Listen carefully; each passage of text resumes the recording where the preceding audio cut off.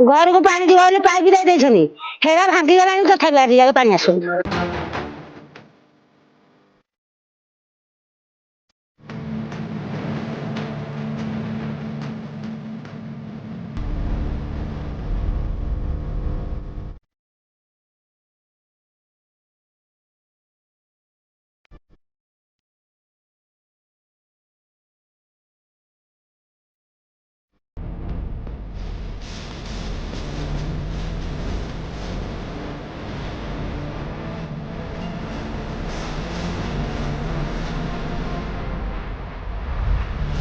दर्शक बंधु जल ही जीवन एक कथा आम ये कहूँ कारण मनुष्यर मौलिक आवश्यकता हूँ खाद्य वस्त्र बासगृह एवं जल बिना मनुष्य बंचवा कष्टकर हो पड़ता है। आज स्वाधीनतार 75 वर्ष पर आज गोटे गाँव में महिला माने गाँव जिते जन लोक मैंने अच्छा पानी पाई हंतसंत होती। आम बर्तमान अच्छु ढेंकानाल जिला ओडापड़ा ब्लॉक सदाशिवपुर पंचायत पसासिंह ग्राम जिते देखिपे जिते सीधा सड़क चित्र मध्यम देखिपे मौसी जड़े सीधा सड़क चुआरू पानी बाहर कर निज ग्राम अभिमुखी जाऊँ। आम सीधा सड़क से मौसी सहित कथा कौन रही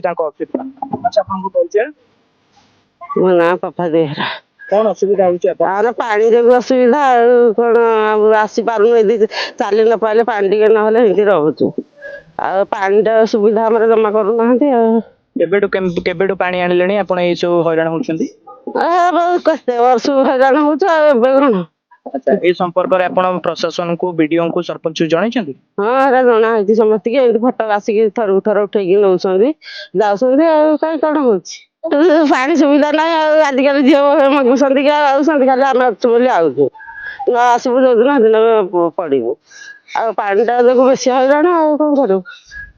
निश्चित भाव में आप शुणुले मौसी प्रतिक्रिया जे मौसी आखिर धार धार लुह बोची जे केते पानी पाई गोटे लोक संघर्ष करुँच गोटे ग्राम एमती किसी लोक रही जाइछन्ति जो माने पानी पाई आज हंतसंत होउछन्ति से कुनी छुआठू आरंभ करी बड़ माने जो पर्यंत जो माने रहिछन्ति से माने मध्य दुख दुर्दशा से मानकर जीवन कटुची केवल ही पानी पाई। तेरे सीधा सड़क देखुथिबे जे को भली भाव में दुर्दिन अवस्था ग्रामांचल लोक माने बंचुचन्ति केवल ही पानी पाई। तेज साधारणतः कथा भाव कहवाक गले ये पानी एक एमती गोटे समस्या सृष्टि करिछि जो गाँव लोक मान भितर गोटे दुख दुर्दशार दिन आनी सारा वर्ष हैरान हो खाऊ पानी कौन असुविधा जिते जोर आसुची पानी हो खाऊ ताड़िक असुविधा कौन जो अवस्था जो चुआ पानी केबेठू कौन असुविधा है एमती सबुदिन असुविधा है सबुदिन असुविधा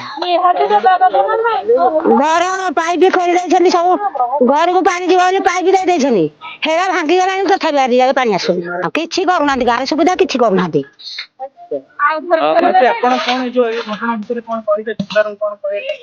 आम चाहूँ बुरीकी हैरान पानी जो सब सुविधा करूँ असुविधा आप देखिले पूर्व आम हैरान होचु आम लसिया पूर्व भगवान करूना आम को हैरान करुँ।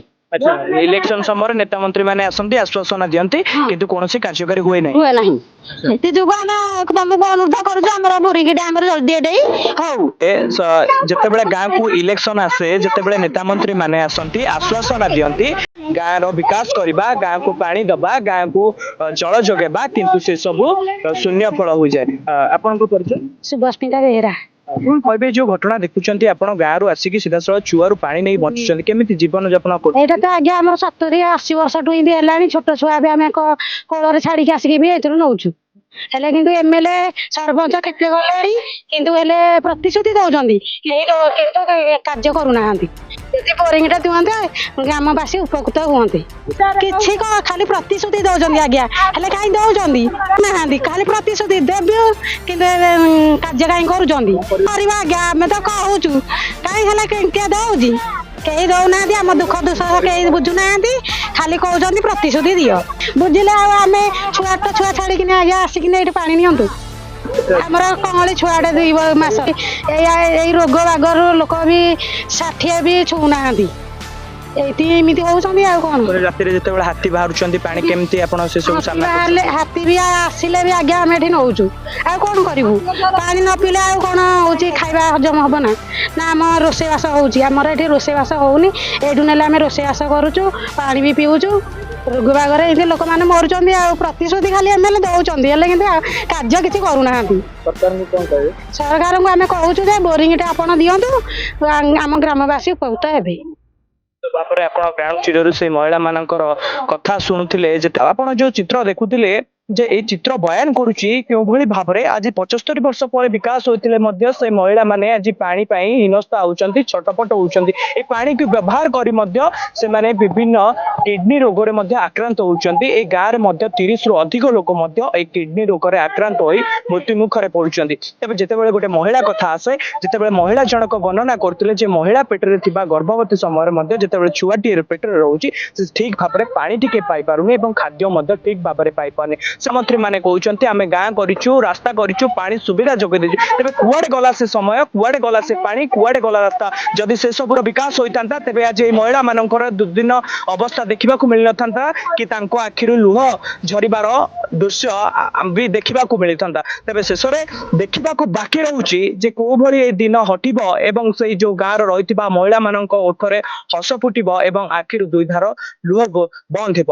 ଢେଙ୍କାନାଳରୁ ଭିଡିଓ ଜର୍ଣ୍ଣାଲିଷ୍ଟ ସହିତ ଆଶୁତୋଷ ପାଢୀ, ଆଦର୍ଶ ପ୍ଲସ।